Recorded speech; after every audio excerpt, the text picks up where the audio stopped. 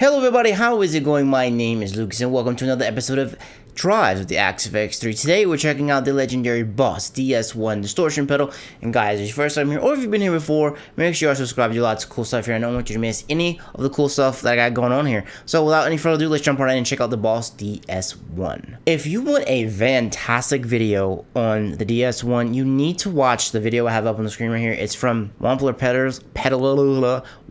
Pedals, and Brian goes over like everything with this pedal, and it's really awesome. So in the Axe FX, we have the normal DS-1, which is made by Boss. It was made in Japan, then it was later made in Taiwan. I actually have one of them. I have the Taiwanese model of it. I actually forgot that I owned it. I need to do a review of the real pedal, and I need to do it versus the one in the Axe FX that we're about to go over. But anyway, I digress on that. And what is really awesome about Brian's video is he has these little like open boards right here, and he like changes the mods of them really quick, and it's really cool. So what I wanted to show you right here is, you see these two LEDs right here? This is what I assume is in the Axe FX because it's the Keeley mod. So the Seeing Eye Keeley mod, which has been done on a bunch of pedals, we have that modded version in the Axe FX. And what that mod is he replaces the normal diodes with LED diodes, and when it like hits it, you can actually like see it, which is really cool, and it changes the sound of the pedal a little bit.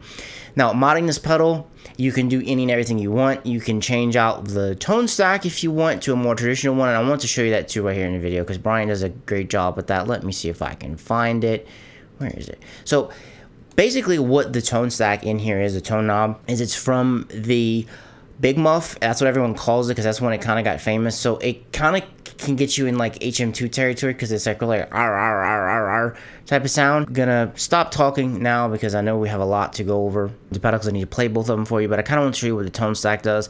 So this is what we have in the Axe FX. We have the normal DS-1 and we have the modded one, and I want to return everything. I was messing around with it. I'm gonna return everything back to like everything at like noon-ish, and what I'm gonna do is I'm gonna play them, and I'm gonna experiment with one, and I'm experiment with the other one, and then I'll put the settings the same, and then I'll play them for you so you can kind of hear the difference between modded and unmodded. Really quick, I'm using my Mayonnaise Duval. We're in drop C. I have bare knuckle War Pigs for the pickups. Patch wise, the amp we're going to be using is going to be the Revv Genarator 120 Red 1. I'm going to have the gain right at 1. I'll show you what that sounds like before I kick on the pedal. The gain is very low because the pedal tends to work well with amps that, you know, they're already kind of overdriven a little bit. Or you can do it like clean if you want to do it like that, which is pretty much what made them pretty famous in 90s grunge. This is IR's using GGD Cali Detail 70 SM57, and I'm using my friend, the other John Brown. I'm using his LeCompte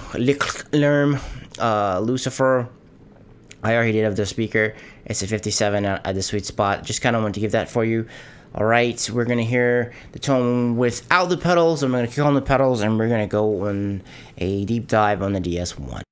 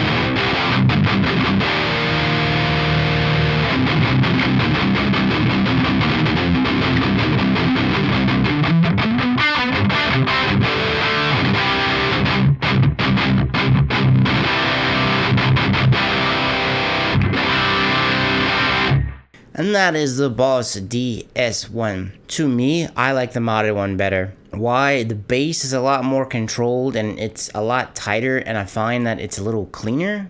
I find like when we raise the distortion from 3 to 5, I find that notes kind of ring through a little bit more clearly. I mean, the pedal itself is kind of dark, and if you kind of want to like get rid of that, you could obviously go into graphic EQ, but I kind of wanted to tweak stuff with like my setup the way I already kind of have it, and I wanted to see how the pedal affected it. So this, like I said before, this reminds me a lot of like the grunge era. It reminds me of like Soundgarden and Nirvana and Pearl Jam too. You can throw kind of Pearl Jam in there. That's the kind of music I grew up with listening on the radio all the time. You kids remember what radio is? That is what I grew up with. This is what it sounds like. And the cool thing about it too is when you add it to an amp like we have here that's already like distorted, it doesn't like make it go crazy. Sometimes when you add pedals to amps that are already overdriven, it kind of makes it go crazy, but it blends in nicely with it. And in Brian's video that we talked about earlier, in this video, he goes over like you can do all kind of mods to this thing like in real life. I mean, you can kind of sort of do that here a little bit in the Axe-Fx, but it won't really change the overall sound of it very much, just because of how it is in the Axe-Fx, how it's modeled. But overall, I think this is a great addition to the Axe-Fx. I think it's really cool. If you're looking for a very particular sound from a very particular area, the DS-1 is obviously going to get you there. It's also good too. I know Vi used it a lot, and so did Satriani when they kind of wanted a little more distortion to change things up, a little bit different flavors from what they were playing ages ago. I don't know if they still use it to this day, but I know they did use it back then. Overall, my opinion is I would use the modded one just because for my tastes, I tend to play metalcore a lot with the low end and stuff like that. It just kind of cleans things up a little bit more, and it's kind of fun when you crank your crap out of it. You can kind of get like in a semi HM2 mode, which is kind of like a poor man's HM2 sort of. It just sounds really crazy with a tone like that. But overall, I think the DS-1 is really cool. What are your thoughts and opinions on the DS-1? Let me know in the comments down below. And guys, if you thought this video was cool, leave me a little thumbs up. I would greatly appreciate it. Guys, I know there's a lot of stuff out there vying for your time, and you chose to spend some with me. And look, I am very grateful for that. And I will catch you in the next video. Peace.